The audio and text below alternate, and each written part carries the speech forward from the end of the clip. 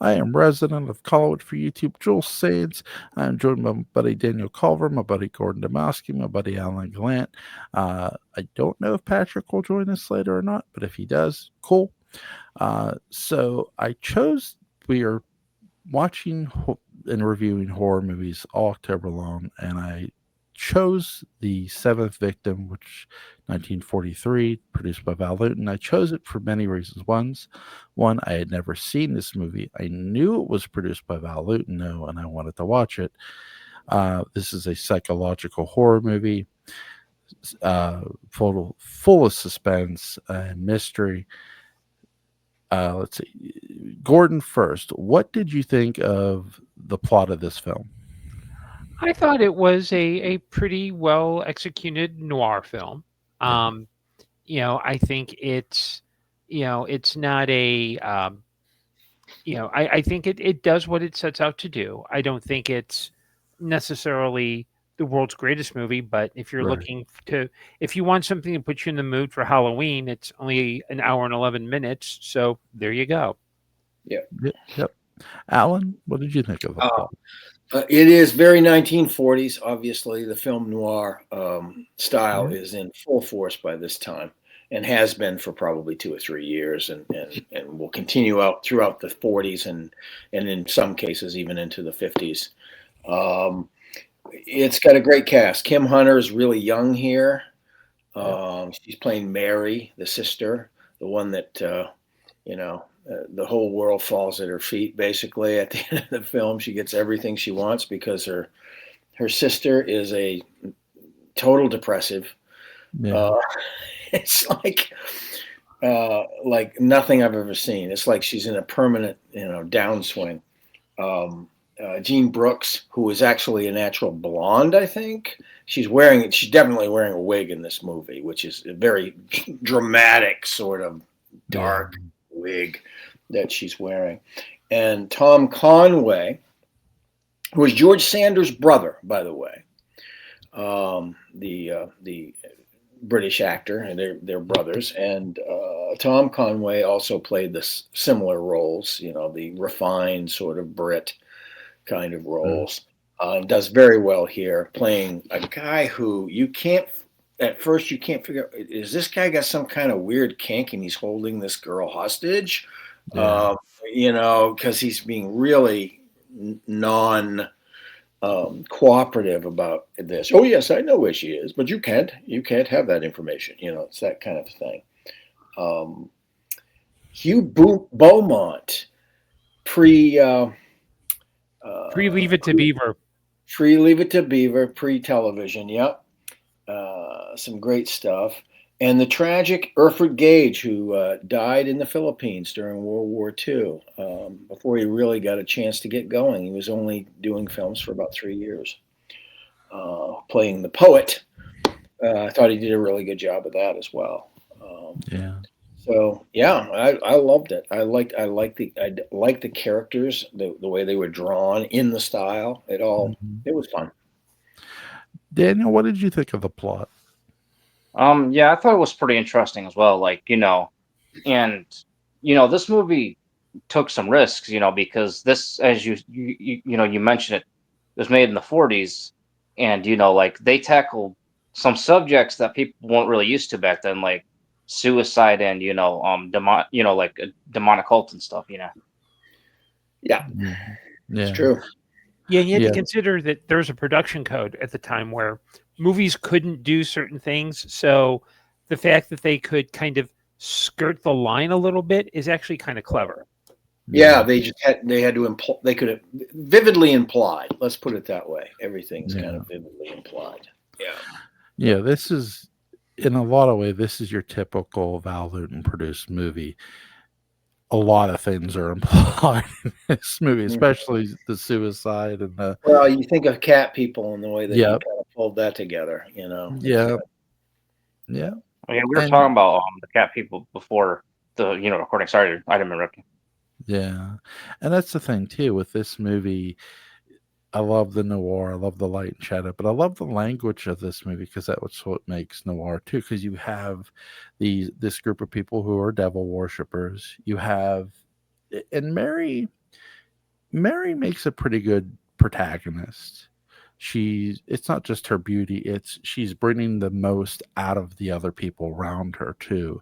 Even the doctor who's kind of at first like, yeah, I know where your sister. Yeah, no, you can't. Like Allison, yeah, you can't have her. Like, yeah. She's kind of the moral center of the film in a lot of ways, the way it's set up. So, yeah. Where this movie, I feel, gets its sort of magical touch from where Luton and his directors would do when he would pick somebody. There's always a suggestion. You, the audience, are sort of left to the interpretation of what really happened by the end. And the question is, did Jacqueline kill herself? It's like, it's because Mary is what I love most. One of my favorite scenes is when Mary's in the shower. She is basically told to leave. She's almost threatened. Yeah, that's a creepy little scene too, in a lot of ways. Except it's so formal that it kind of takes some of the creepiness out of it, but it's still a little creepy. Yeah, yeah. It's almost you wish she wouldn't have like peeked out of the curtain to talk to her. Like let the figure be through the curtain and see it. Sure. Because they do a good job with the other stuff of the noose, because they show that more than once. Really great job. I love what they do with the chase scene where the guy's trying to stab Jacqueline. That's really well done. The build up to that too. That's sort of the whole thing is she's not been out and about for years, and everything's terrifying anyway. And then all of a sudden, this guy shows up. So, it's.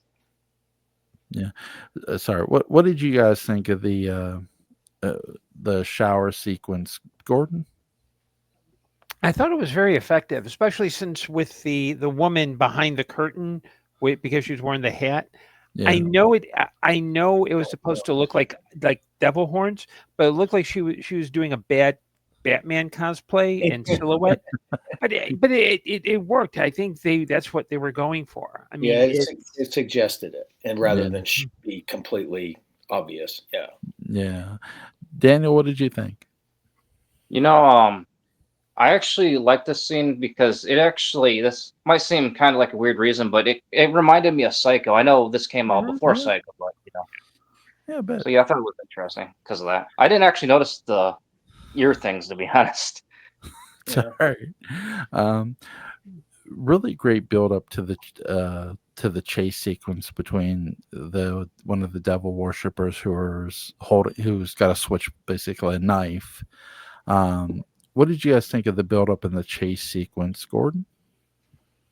I thought it was effective. I mean, I know it sounds like I'm just saying the same thing over and over again, because I am. But it's like I said, it's a very effective movie. It's one that it doesn't.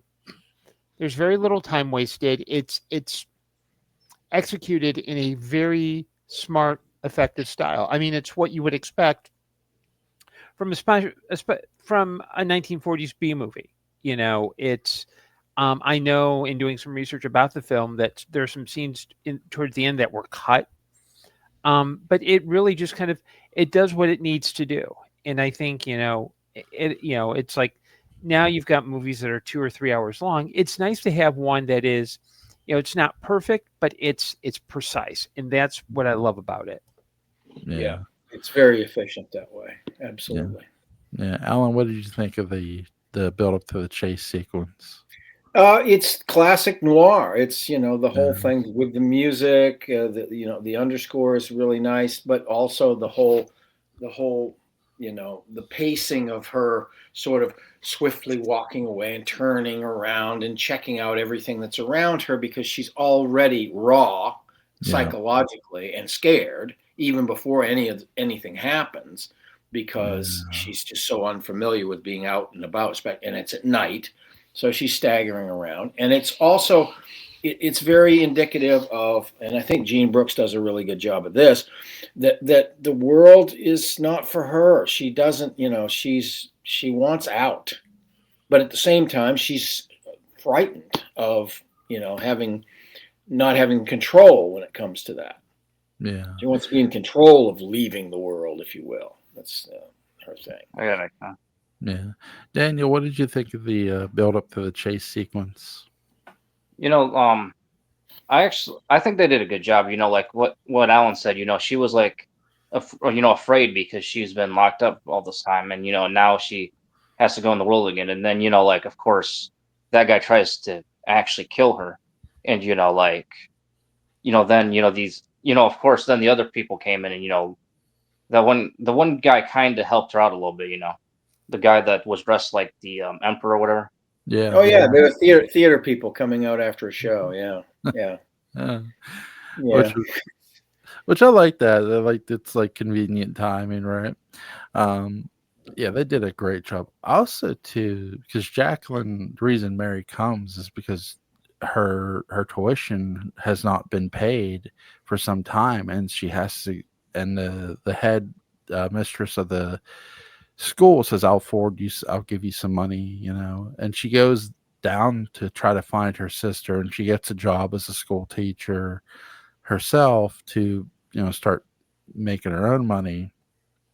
And she's asking all these questions. That's why this sort of journey begins. Mm-hmm. And she comes in her sister's room. She sees the little noose. Um, I think just psychologically, any Val Lewton movie I've watched, anything he's produced, it's so psychologically good. What was that movie we did? I don't think he did it, but a protege of his did it. Night of the Demon, I think, or Curse of the Demon, or something like that. Well, actually, it's in America. I think in the U.S. it's Curse of the Demon. It's in Britain it's Night of the Demon, or vice versa. But it's the same movie. Yeah, Yep. yeah. Really great psychological movie. And this is too, I think, just very masterfully done from a light and shadow standpoint, from a noir standpoint, because I do wish Mary would have been a little more danger because she's our main protagonist, not so much Jacqueline. But I like how Jacqueline is used in this movie, because once you hear her story of what really happened, that she was locked away, and that they locked her up someplace, and then somebody was coming in, she took the scissors and stabbed him. It's like, okay, now you get it. Mm-hmm. So yeah, but it's also her doom. Yep. It's in terms of the morality aspect of the story. It's her doom. She did it. Yeah, it was an accident of her fear that made her do it, but nonetheless.